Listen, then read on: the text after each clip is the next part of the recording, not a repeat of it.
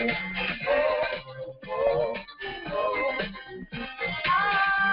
can cast a spell that you can't tell. Make the best true, but why inside of you?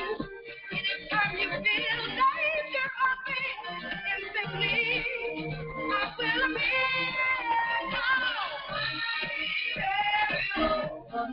It's always me. Anything you want done, baby, do it naturally. Good afternoon and welcome to Itsy Bitsy Bookworms Radio, where we are all about the kids. We are back and in full effect with the brand new show. I am Pamela Hornsby Irvin, author, educator, entrepreneur, and motivational speaker. I will be your host for the next hour. So, listeners, now is your opportunity to grab a pen and some paper so that you can write down information I am so sure that you can use. So, without further ado, I would like to introduce my guest for today, Dr. LaTorsha Holden and her daughter, Antonia Williams, better known as the Dynamic Duo. Welcome, guys. How are you this afternoon? Hi. We're good. How are you? I'm great. And you know what? Before we get this started, I just have to tell the listeners a little bit about you. Dr. Holden, you have defied the odds. You have proven that statistics are only data. You continue to shatter glass ceilings. You inspire people all over the world. You were at one time a school dropout. You had 4 children by the age of 22. You were a welfare recipient. You had low self-esteem. You were mentally, verbally, and physically abused. You were homeless with children. But by the grace of God, you have become an inspirationalist, and you went from a GED to a doctorate in leadership studies. You are a 12-time published author. You have gone from homeless to a political candidate. Dr. Holden, you received a proclamation from the city of Atlanta to honor you as a leader in the community who has defied all odds. I mean, my goodness, I'm starting with you. You have a host of experiences and trials and tribulations under your belt. How do you, what do you think about that? When someone else reads that to you, and when you see that, how does that feel? Oh my goodness. I'm really still lost for words. I'm just in awe of God. I know that if He had not stepped in, if He had not shown me grace and mercy, none of that could be possible. You know, being 35 years old, at 35 years old, being homeless, and you have no money, no resources, no family support, I was lost. So God had to step in, and that's wow. So I just give Him all the praise and honor for bringing me thus far. Yes, amen. Now I would just like to talk a little bit about your daughter, Antonia Williams. I mean, she is a 2-time published author by the age of 16. Call on Me and Answers from God. She's a spoken word artist who uses the platform to speak on various issues concerning the community. Antonia is a youth speaker, and she started at the age of 12. She has won awards from the SCLC Youth Speak Out Contest, first place, mind you, the Hank Stewart Foundation Youth Talent Competition, first place. Terrell High School Talent Show, first place. Omega Psi-Phi Tile Chapter Talent Search Contest, first place. I mean, my goodness. And just to add a little bit more flavor to what Antonia has already done, if my listeners listen to Itsy Bitsy Bookworms radio on June 24th of this year, Antonia is the voice behind that extremely emotionally gripping intro poem that was aired right before the show on suicide. Antonia, welcome, and I'm so thrilled to have you here with your mom today.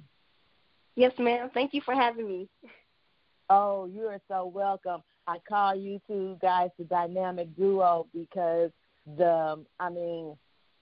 your accomplishments are astounding, especially at a young age, Antonia, you being such a deep individual. I don't know, the old people would say you've been here before, you have a older spirit to you, but, you were awesome, and I'm really not surprised because, your mom is an awesome individual as well. So I'm going to just jump right on into the interview, and so we can answer some of these questions. And so, both you guys can talk about your life. Your mom is going to talk about what it's like being a parent of 6 children, and you're going to talk about, her being your support system and all that. So we're just going to jump right on in. So, Dr. Holden, you are a single parent, correct? Oh, my goodness. Can you repeat that again? We broke up a little. You are a single parent, correct? That's correct. Have you always been a single parent? No, I have not. I've been married before. Mm-hmm. Okay. So, ultimately, I'm assuming, with that being said, that you resulted in custody of your children. That's correct, yes. And you have how many children again? 6, 3 sons and 3 daughters. Wow. So as a single parent, how did you keep 6 children with different personalities motivated? Because I'm sure parents out there want to know, because they're struggling with getting one child motivated, but you had 6. So, oh my, that question I think is probably one of the most asked, because like you said, it is, especially in today's time, with 6 kids, and then also raising 6 kids, being in a homeless atmosphere. And the first thing I did, I realized I love them the same, but individually, where they have 6 personalities, and I realized I could not love all of them where I might have been a little bit more stronger with one, I couldn't be that way with another. And I think for me, my personality, and I based it off how I grew up. I'm a peacemaker.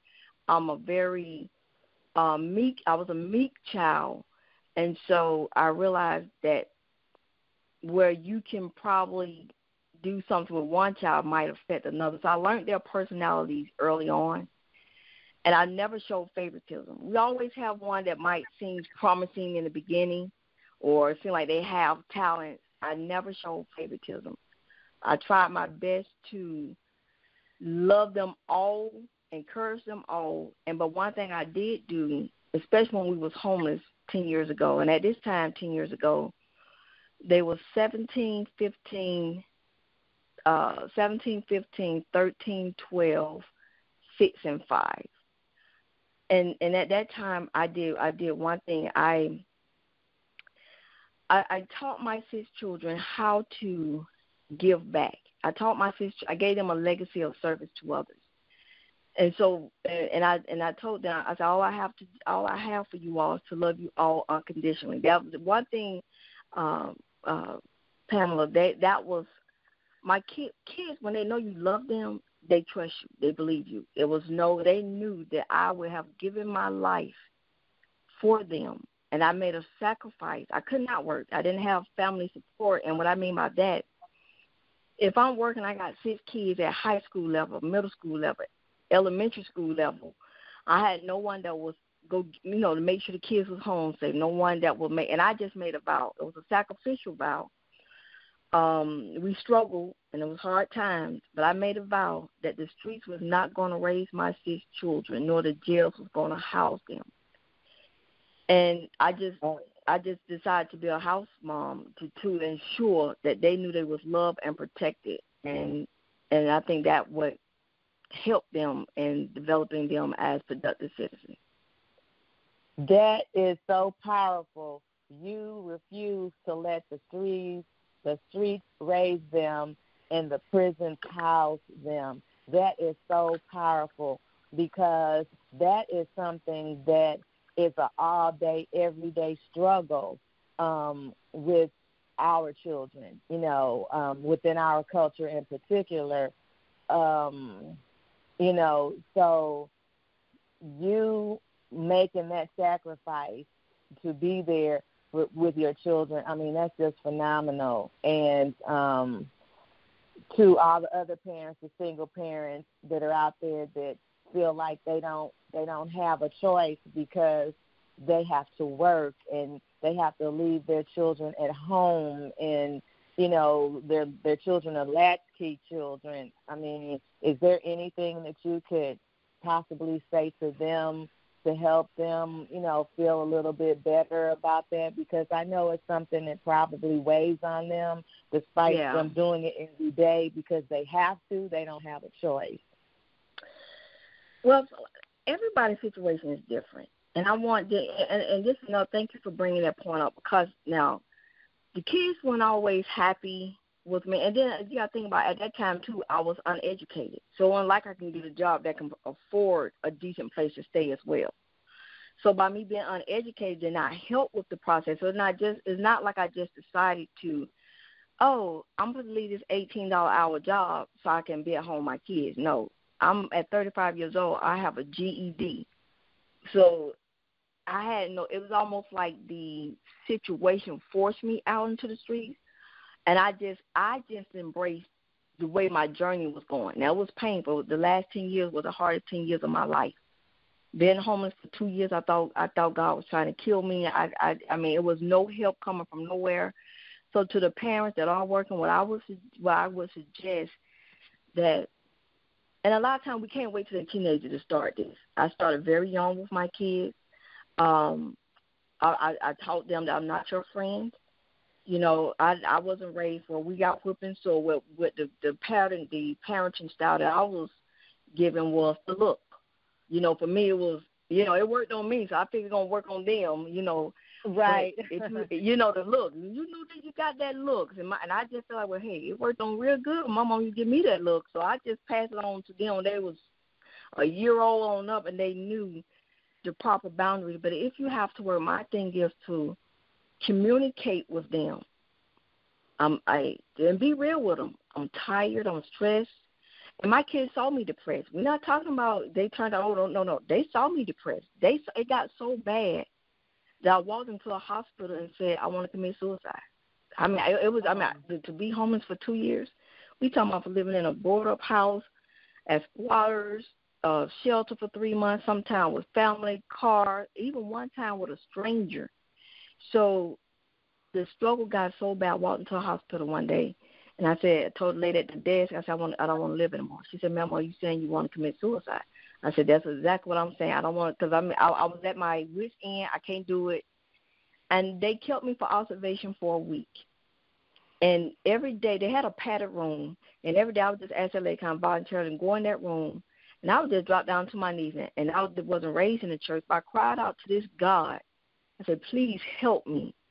Please, I don't have anything. I don't know what to do. Just help me. And every day I would go in there, and when I came out of that hospital, It's like I just had a little bit more wind beneath my wings to keep going. But like I said, the last 10 years was definitely. So to my parents that's out there working, I would suggest communicate with your kids. Sit them down at the end of the day. Look, I'm doing this for y'all. We're a family. We got to work together. This is a team effort. If y'all have to come in the house, lock these doors, just set those boundaries. Let them know I love y'all. I used to ask my kids all the time when they was little kids, to the point when they got teenagers. My sons come in the house and they could finish the sentence before I ask. Did anybody? No, nobody touched his mother when we went to school. No, I said, I got to ask. Because you got teachers touching on kids. You got daycare, but they got to the point where, exempt, right? Nobody exactly. is exempt. Nobody's exempt. I didn't kind of say that because I even when I got into relationships, parents, I had to let my kids know I'm not that in love, because what kids see what kids see when their mothers are in relationships, we all love the guy, we all in love. But I had to let my 6 children know I'm not that in love with nobody. All you got to do is tell me somebody has violated you, and you will see a whole different person. And I will also address, the guy I was with, hey, if you ever touch one of mine, you're going to see a whole, I would just but when kids know that you're there for them and you'll fight for them and you ain't that in love with nobody, they can trust you. They'll be able to, all right, mama got my back, okay? And you just see a different result in the way they behave. Wow, that's great information to impart to parents who are out there, who are single parenting, who have children, who have to work, and thinking, what am I going to do? I'm at my wit's end. So you letting them know that there is light at the end of the tunnel. There is light at the end of the tunnel. You just have to be here to see that light. Yes. So what were your priorities for your children growing up? I mean, Antonio, both of you guys can chime in on this one. Okay. Well, one thing, like I said, my thing is this. I told my kids, my daughter called me today. She said, Mom, I had to use one of your lines on my 2 kids. But I told my kids that you will not embarrass me. To me, kids that act up in public, it's a reason why you're acting up. Something's going wrong at home. And I used to always tell my children, you will not embarrass me nor yourself. You're not being abused. You're not being neglected. And so for me, that main priority for them to always let them know people are watching. People are watching you. Not just because, situations differ. They're just people watching, period, how you carry yourself. And so my main thing was we're going to show love and consideration to others. I grew up where I was rejected a lot in my family. I just wanted my kids to always know that there's neither one of them is better than the other. I don't care who achieves what, who does what. I love you because of who you are, not because of what you do. And so, Antonio, you want to chime in on, what you saw growing up and a lesson I might have taught you? So yes, my mother, she's always a lesson she's taught me has probably been to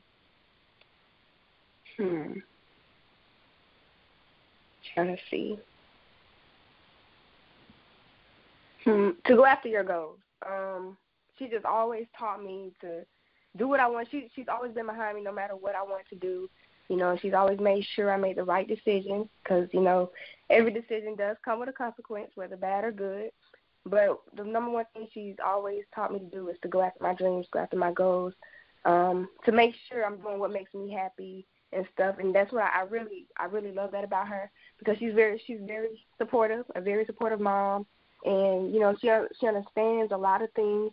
So, I really, really do love that about her.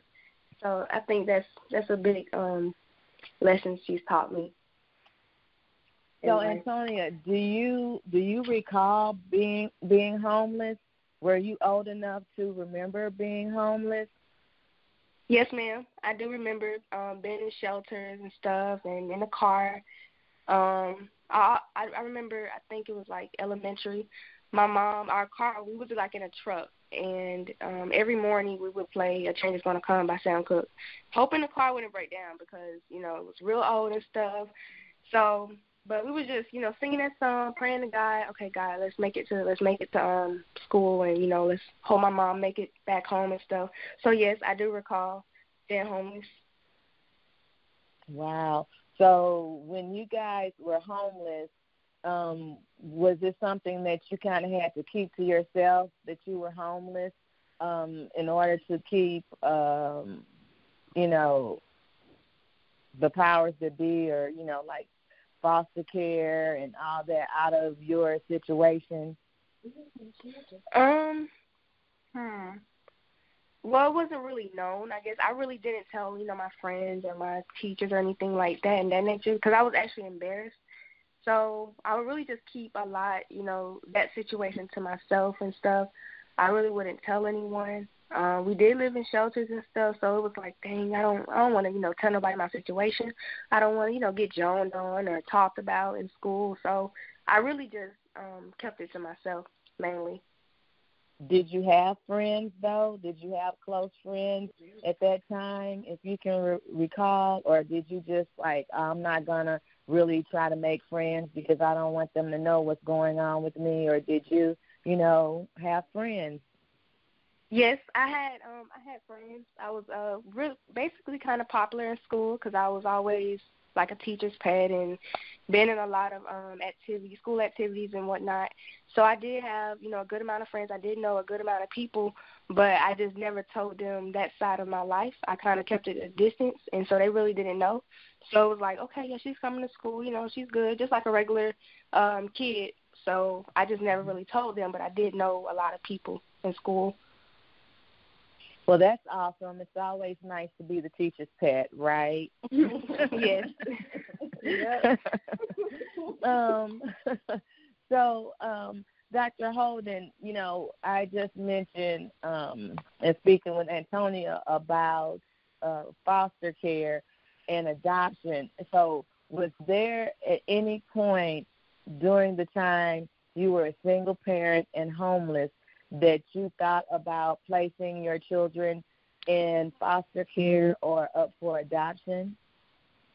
Of course, yeah. I that was the reason that drove me to want to commit suicide. I felt embarrassed. I was their mom. I felt, there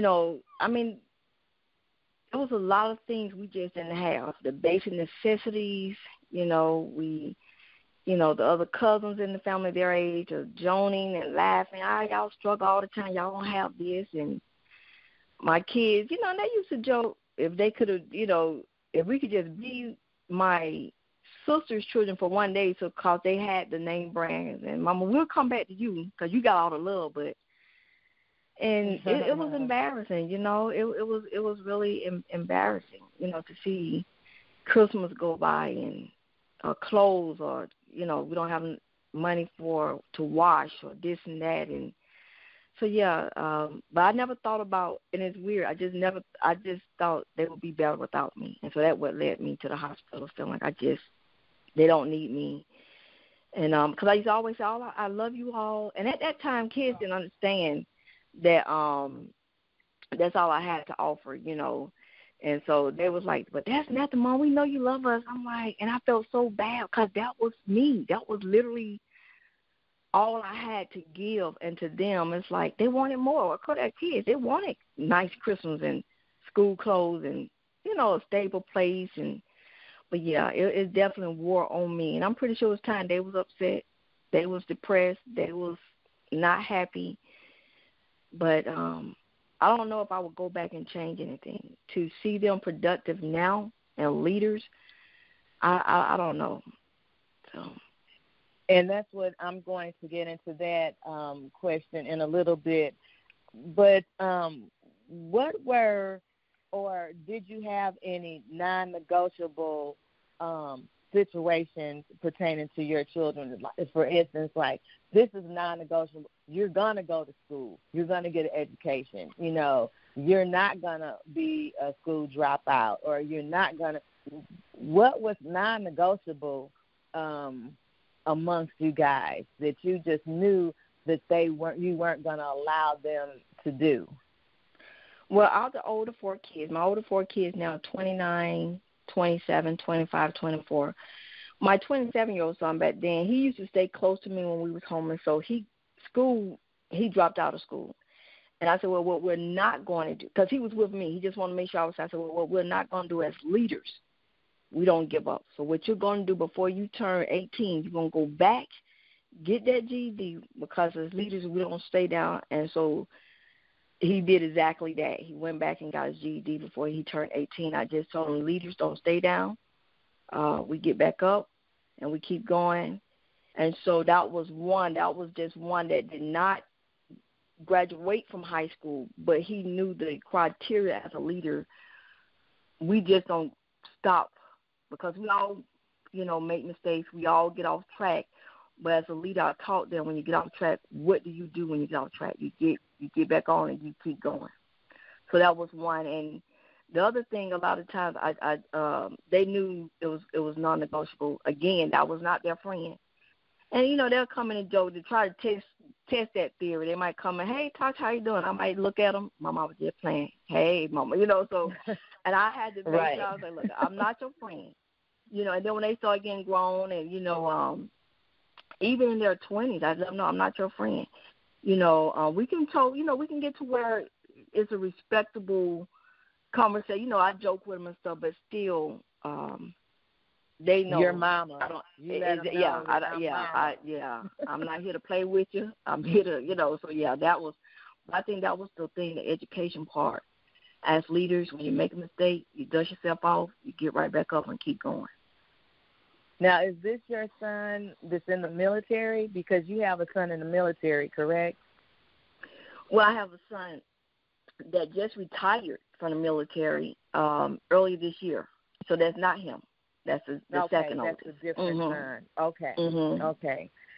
So, Antonia, what do you feel about, or how do you feel about it when your mom is like, look, I'm mama, don't get it twisted, we can be a little cool and everything, but at the end of the day, I'm mama, so, you do what you're supposed to do. How do you feel about that? Well, yeah, I know she can get real serious, so, you got to know when to play with her and when not to play with her. But right. I do like, she has a joking side. She knows how to, have fun with her kids, joke and stuff. But when it's time to get serious, she's for real. So, yeah, I don't feel nothing really about it, because, parents have to have that serious moment with their kids. You just can't be their friend all the time. So, right. Yeah.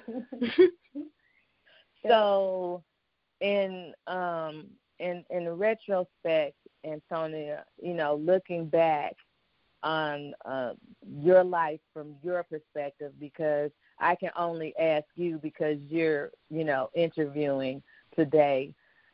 If you had a choice, what would you rather have had at the time when you were, going through the homeless phase?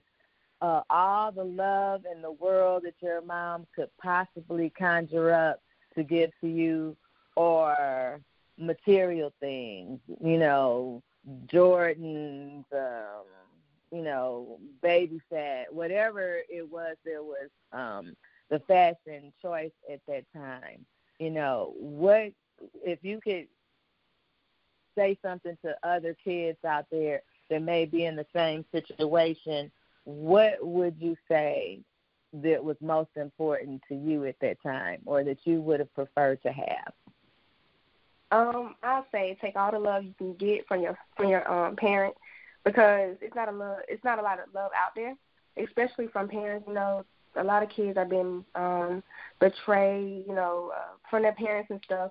So I feel like the love made me humble and disciplined, and it made me respect and appreciate my struggle, because like all the Jordans and stuff, yeah, I wanted that, but at the end of the day, that love is what made me keep going, made me, like in school and stuff, go after, keep going after my dreams, keep getting good grades, because my mom was my supporter. She kept, she was like, I love y'all. I want y'all to do good in life, so you won't have to, have this lifestyle and stuff. So that was a really big thing for me, and it still is. So Yeah, I like the Jordans and the the name brand stuff and the material things, but love is really big, and I believe that a lot of kids should appreciate that, and you shouldn't just look at it like, oh man, we got this, but I want this person's life. You just never know, because that person can be going through it just like we are, but in their sense they ain't getting no love or nothing like that. So you just have to really appreciate your lifestyle and where you come from, and you have to learn from it and accept it. So I choose the love side.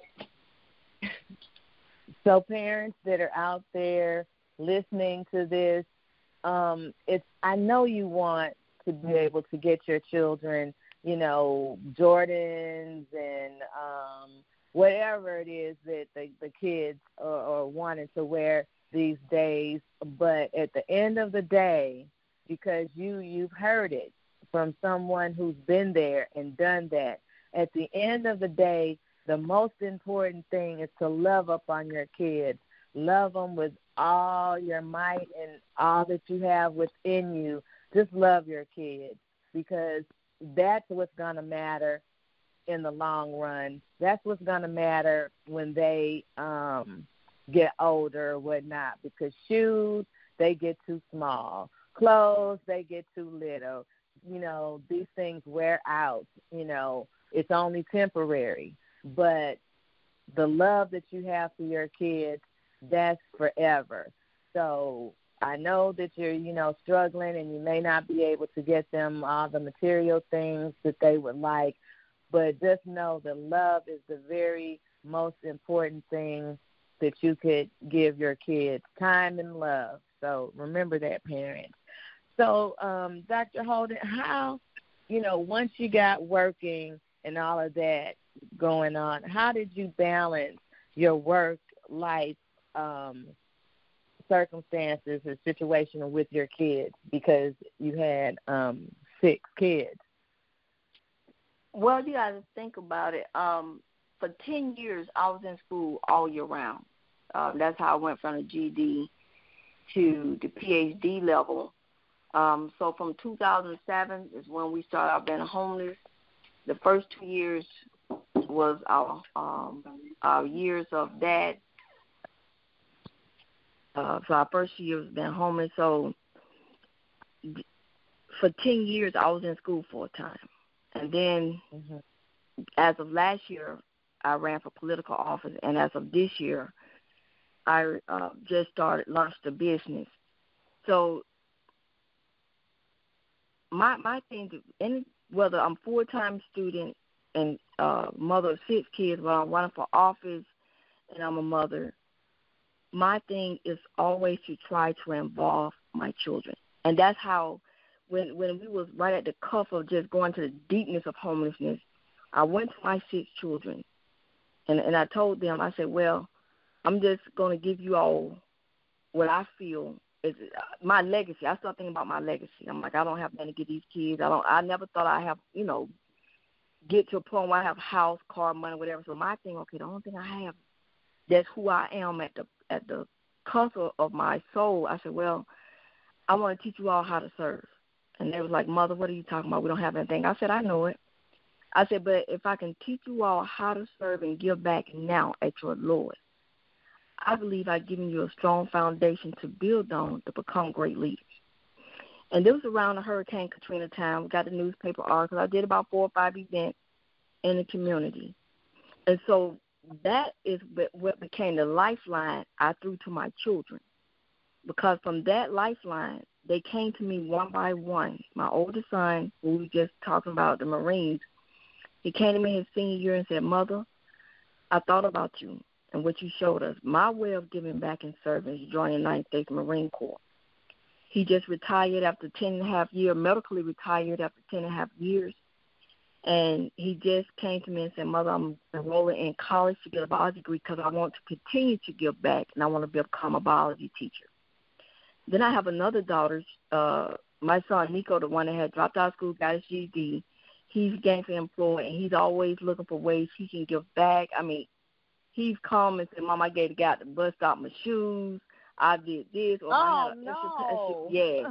So Wow. his heart is just golden. And then I have a daughter. She's an EMT. She said, Mom, my way of giving back is going to the medical field. She's an EMT. She's now recently enrolled in college to get her bachelor's degree in human services. I have another daughter. She's about to graduate next year with her bachelor's in human services. And I get the privilege and the honor tomorrow to see her go off into boot camp in the United States Army. Wow, And that is awesome. Yeah. So then, of course, we got Antonia here, the two-time published author, youth speaker, youth advocate, and then my youngest son, Omega. He's a youth leader and athlete at Thera High School. So all of them are leading in their own way. That is awesome. That is super fantastic. And that proves that you don't have to have all of these, I call them niceties, in life in order to make something great, in order to be something great, in order to do something great. Sometimes kids and young people make excuses for not working up to their potential or not fulfilling their purpose in life because it's like, oh, I live like this, I don't have that, and, it's always an excuse. Well, your children are a prime example of you don't have to have all of that to, be great and to have greatness within you. And this goes, all of this goes back to the question that I would like to ask you. I often encourage parents to observe their children, and their children's interests because the little ones may have more than one interest. But once you observe your child, you really need to start nurturing what it is that they're interested in. So in retrospect, Dr. Holden, did you have any idea that your children would become what they have become when you were in your circumstance of being homeless and not where you wanted to be in life? Oh, definitely. For instance, oh my goodness, that's why you got to get my book. They got to get it's funny, it's loving. But Antonia, when she was 8 years old, this is the first time we realized. But she's always had like a little lady way about her. I always wanted to carry a little purse and little bangles, have her little notepad. Oh, is she a Capricorn? Capricorn? She's a Gemini. Oh, okay. Yeah, but one instance when I knew she was really focused and she was really going to be, every school she's ever attended, great. The teacher have always spoke highly of her, but this one incident, we was at home, she was 8 years old, and my son came by the room, she had the door closed, and she had one of those little, I guess, Obama phone, so to speak. She had a little phone, and he just walked by the room, and he came back and got me. He said, Kim, you got to listen to this. She's 8 years old. She's in there on call the 1-800 number, and the guy on the phone is talking to her. She's trying to let them know her phone is not working. She's took the back cover off, and he was like, give me the serial. Are you talking about these numbers here on the back of the phone? He didn't even know he's talking to 8 years old. She's in there handling business and get her phone cut back on or recharged. And at that point, she come out of the room, we looking at her. So she's always had that administrative, serious. She's focused well about her. And then my daughter that's an EMT, I knew with her personality, she couldn't just be at a desk job. She would have to be someone like an EMT. She's out amongst the people. She would get bored easily. So I knew this job she has, like, you have to get something, girl, where you out mingling. And so you could just catch up on their personality. My son, who was in the Marines, he was in a little military program, I think, when he was in the 7th or 8th grade, and he loved it. And so I knew then he would probably go into the military. And so, because he was moved more by structure. He liked the structure of that little program that he was in.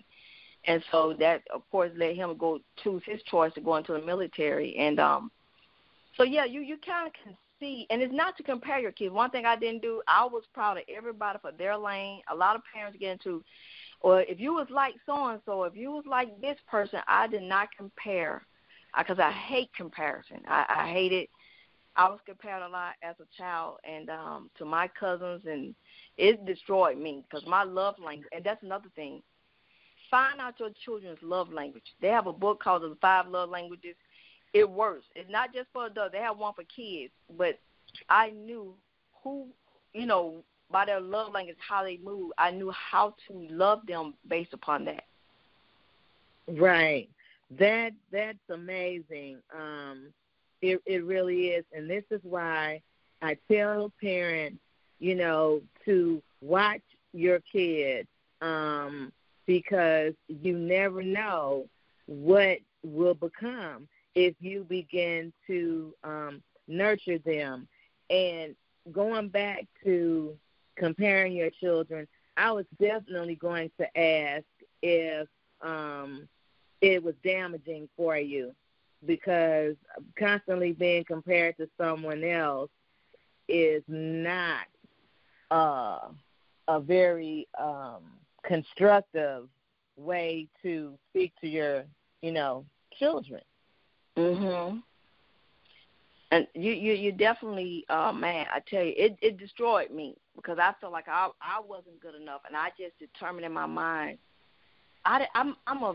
my love language. I mean, the person who I am at the core, I'm very compassionate. God gave me a double dose of empathy, so I was able to feel, and I didn't want my kids to feel like, I didn't want them to feel like, oh, I got to be like this brother for mom to like me, or I got to be like this sister. No, I love you. You can go. I tell them this.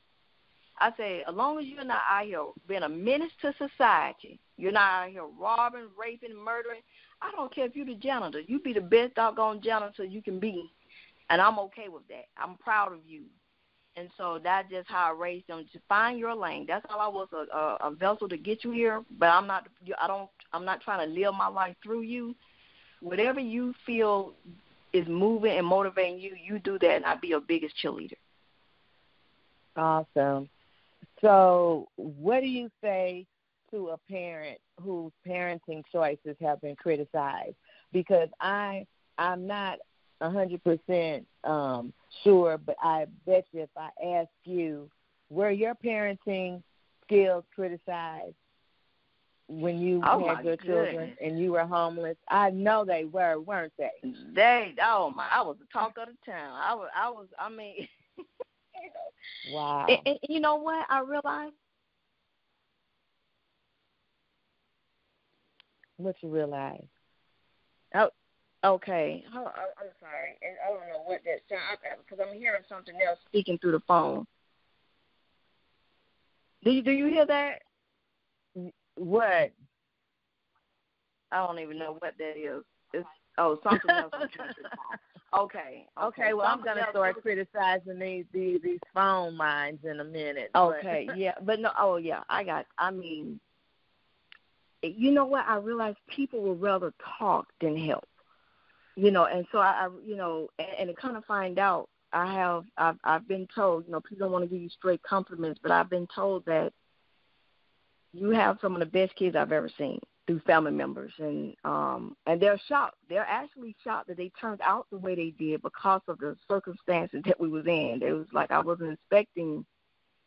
So it's almost like no one would help, because a lot of people like to sit on the sideline and criticize and say what they would. And my kids, I've never had, by the grace of God, had to visit principal's offices. I was never called up to schools.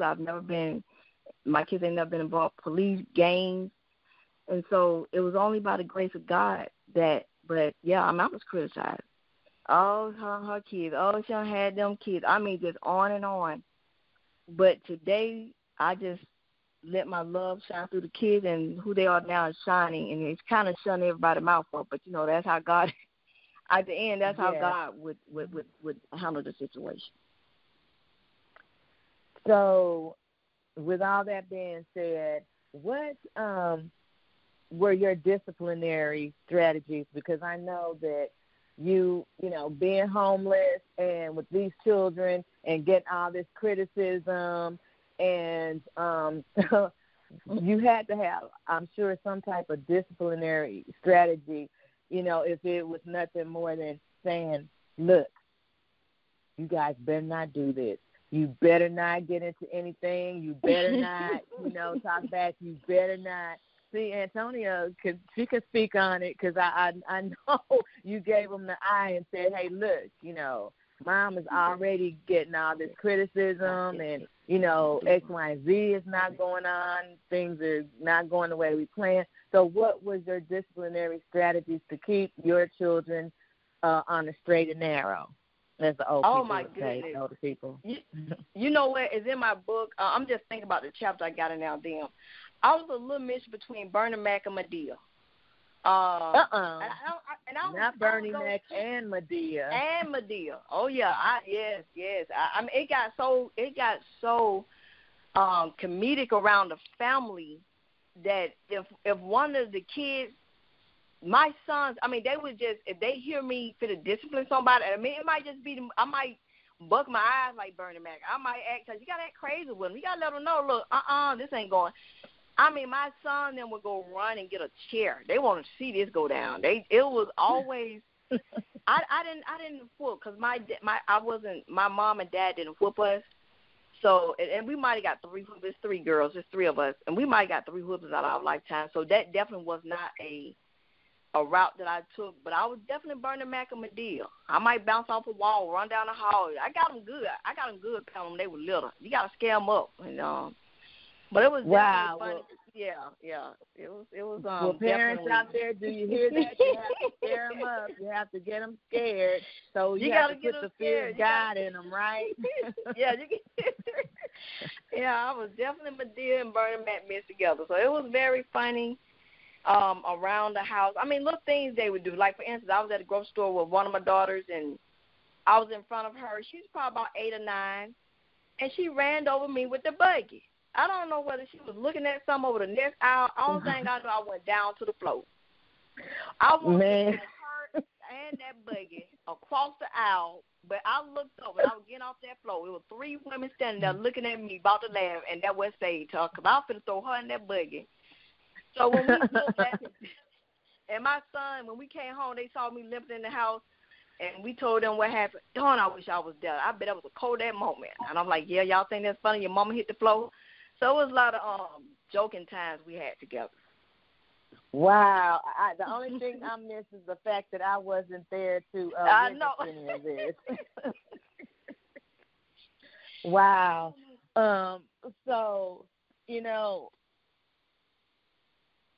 let's see. Let me look at the time because we're really starting to run out of time, and there's so many questions that I wanted to ask. But let's talk about all your children, like for just a little bit when they were little and in preschool. Can you tell us a little bit about your kids when they were little? Toddlers and in preschool. Well, you know what? They was all of them are mild mannered.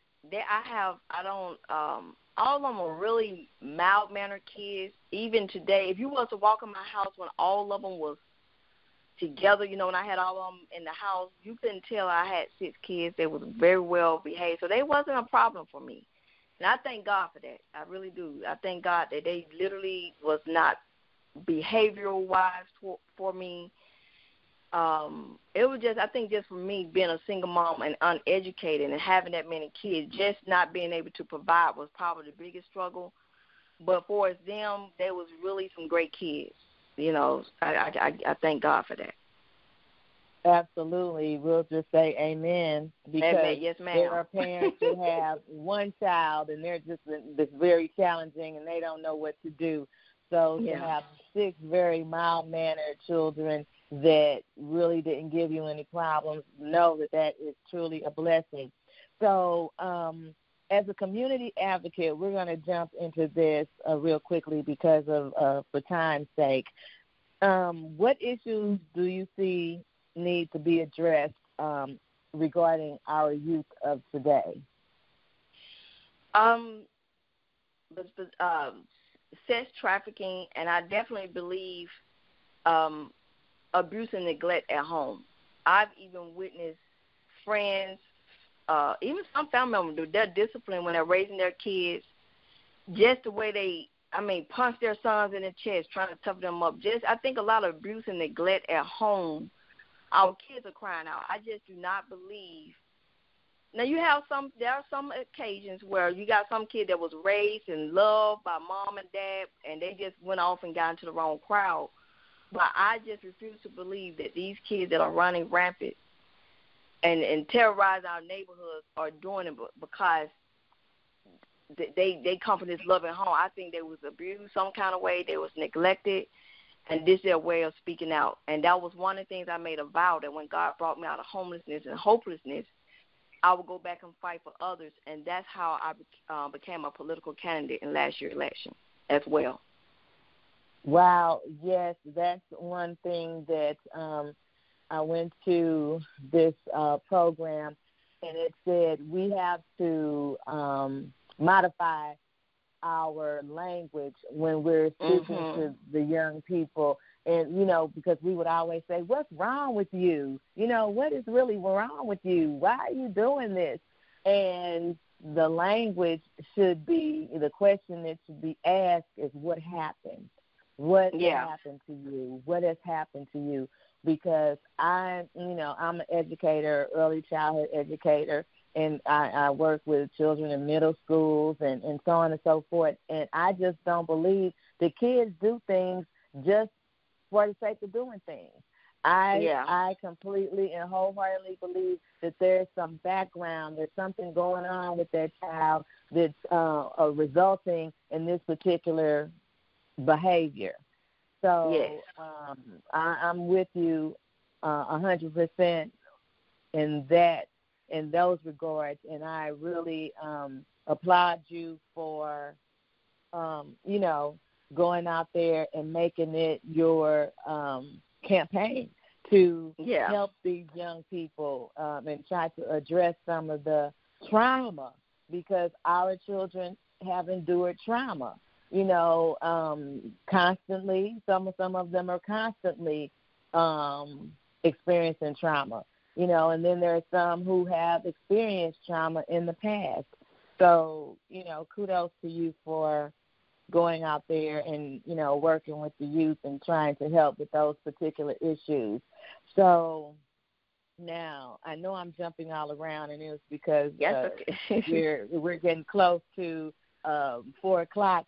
But what inspired you, Antonia, to write children's books, and what inspired you, Dr. Holden, to write children's books? I'm going to start with Antonia first because she's the youngest, and I just want to, figure out of all the things she could have been doing, gymnastics, swimming, basketball, going to the movies or whatnot, what inspired you to sit down and write some children's books?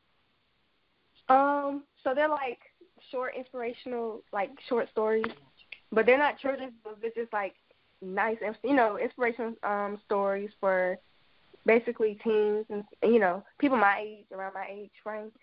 Right. So how old are you, Antonia? 17. Okay, you're 17.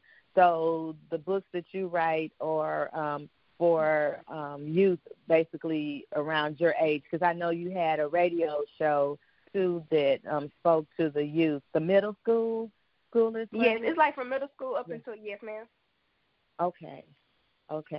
So you decided to write your books based on. So I really do like a lot of inspirational movies and stuff. So I really wanted to be able to, I was like, okay, I want to write, but I also want it to be, like, inspirational to others. So I wrote it based on basically the theme of both books, having faith and having hope. And so I was like, okay, this can really give kids my age or just, in general, a little faith just in case, they don't have any faith right now or they're going through something. And so the name of my books are Answers from God and Call on Me. And my first book, Answers from God, is about 2 sisters who take different paths in life, but through prayer and dreams, God reunites them. And then my second book, Call on Me, is about a wealthy atheist woman who suddenly realizes that money can't save her when she becomes ill. So I really wrote these books to give millennials inspiration and hope and just to, give them a little faith, like, okay, well, even though it's I get it mixed up every time. Nonfiction, even though it's nonfiction, fiction. I still wanted, millennials to be able to, have faith through the books and be able to, be inspired by it. So where can listeners pick up your books? They're on Amazon. They're available on Amazon. Okay. Thank you so much for that, Antonia, and you keep up the great work that you're doing because you are awesome and amazing. Thank you. You're so welcome, and thank you for taking time out of your busy day to come and talk to Itsy Bitsy Bookworms Radio. Now, Dr. Holden, what inspired you to write the books that you wrote? Well, I have 4 children's books and a 4-part youth series. So I have a 4 children's books for elementary school that deal with Anna's Magic, What's Your Gift? Oh, my goodness. It's so many. Sometimes my mind blank out. But my I know. Well, you've got all of this going on out of 12 books, I was like, I'd be forgetting, but my children's book for elementary kids is all about showing each other how to respect each other. I got one called The Human Race, Different Faces from Different Places. This is a book that's like an educational book. They got about 25 people in there from different places with information on each person. So if you met somebody for career, you can go and you can kind of start a conversation with a classmate in 5th grade, 4th grade, and speak their language, so you can, show a common interest. And so my book is basically no fighting. I'm trying to teach how to be friends. I'm all about spreading love and cheer and joy. And then my youth series for middle schoolers from 11 to 14-year-olds, that's dealing with sex trafficking, bullying, love and forgiveness, and teen dating violence. Some main issues, short book, but it teaches on some main issues that our kids are facing. So trying to get them hope through these little inspirational stories on how these kids made out their situations. Because each book deal with, somebody that was bullied, someone that's in sex trafficking. So loving, so that's my youth series. And speaking of bullying, for your information, listeners, this month is Bullying Prevention Month. So please talk to your kids and let them know if they see something, then say something. And if they're the ones that's bullying, make sure you talk to them and let them know that that's not the right thing to do and that they are much better than that. So I tell you, you're going to have to come back on, and I told you that prior to the interview because you are multifaceted and there's so many other things that we need to talk about. But it's 3:58, so I would like to thank you guys again for taking time out of your busy day to come here to interview with Itsy Bitsy Bookworms Radio. I would also like to give a big shout-out and thank you to all my listeners for tuning in today. You have just heard and listened to the dynamic duo of Dr. LaTorsha Holden and Antonio Williams. Tune in next week for information I'm sure that you can use. And parents, make sure that you encourage your kids because you have no idea what they are truly capable of. Make sure that you make uplifting your children a part of your daily routine. If you'd like to be a guest on Itsy Bitsy Bookworms Radio, please email me at itsybitsybookworms.2016@yahoo.com. Make sure you tell a friend to tell a friend about Itsy Bitsy Bookworms Radio. We're here every Sunday, 3 o'clock Central Standard Time, 4 o'clock Eastern Standard Time. And may the Most High watch between you and me when we are absent from one another. Remember, everybody, have a lovely day. Peace and love. Thank you.